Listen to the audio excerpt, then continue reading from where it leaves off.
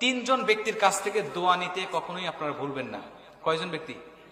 তিনজন ব্যক্তিকে যখনই আপনারা পেয়ে যাবেন সঙ্গে সঙ্গে তার কাছ থেকে দোয়া নেবেন। যদি নিতে পারেন আল্লাহ পাক আপনার জীবনটাকে সুখময় শান্তিময় করে দিবে। জোরে কোন সুবহানাল্লাহ।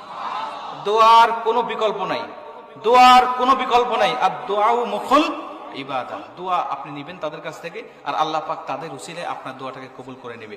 প্রথম নম্বর ব্যক্তি হলো মা এবং বাবা। জোরে কোন সুবহানাল্লাহ। মা এবং বাবা যাদের জীবিত আছে, ভাই আপনার মতো ভাগ্যবান ব্যক্তি পৃথিবীতে আর কেউ নাই।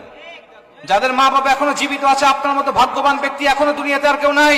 কারণ আপনার মা বাবা, আল্লাহ রাসূল বলেছেন হুমা জান্নাতুকা ওয়া মা নারুকা জান্নাতুকা। তোমার মা বাবা হতে পারে তোমার জন্য জাহান্নাম, তোমার মা বাবাই হতে পারে তোমার জন্য জান্নাত। তোমার মা বাবাকে যদি ভালোবাসো, তোমার মা বাবার হক যদি আদায় করো, তোমার মা বাবার কাছ থেকে যদি দোয়া নিতে পারো, এই মা বাবার দোয়া তোমাকে জান্নাত পর্যন্ত পৌঁছায় দিবে। জোরে কোন সুবহানাল্লাহ।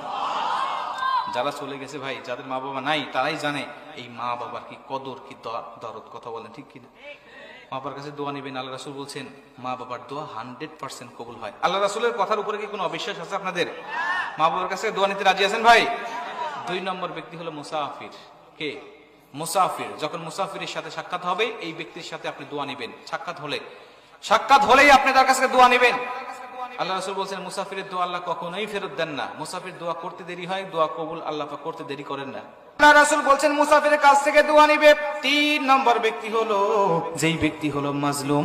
মাজলুমকে যখন তোমরা পেয়ে যাবে, মাজলুমের কাছ থেকে তোমরা দোয়া নিবে। প্রয়োজনে তার কাছে কিছু হাদিয়া দিয়ে তোমরা দোয়া নিবে। মা বাবার মুখের মধ্যে কিছু ভালো খাবার তুলে দিয়ে দোয়া নিবে। হাতের মধ্যে নগদ কিছু অর্থ দিয়ে প্রয়োজনে তাকে খুশি করে তুমি তার কাছ থেকে দোয়া নিবে। এ মুসলমান বন্ধু আমার, এই তিনজন ব্যক্তি যখন পেয়ে যাবেন, তার কাছ থেকে আপনি দোয়া নিবেন। আল্লাহ পাক হতে পারে তাদের মুখের বরকতে, তাদের জবানের বরকতে, হতে পারে আল্লাহ পাক তাদের বরকতে, মুসাফির মা বাবা এবং মাজলুমের বরকতে আল্লাহ রাব্বুল আলামিন আপনার জীবনটাকে পরিবর্তন করে দিয়ে সুখময় শান্তিময় জীবন দান করে দিবে।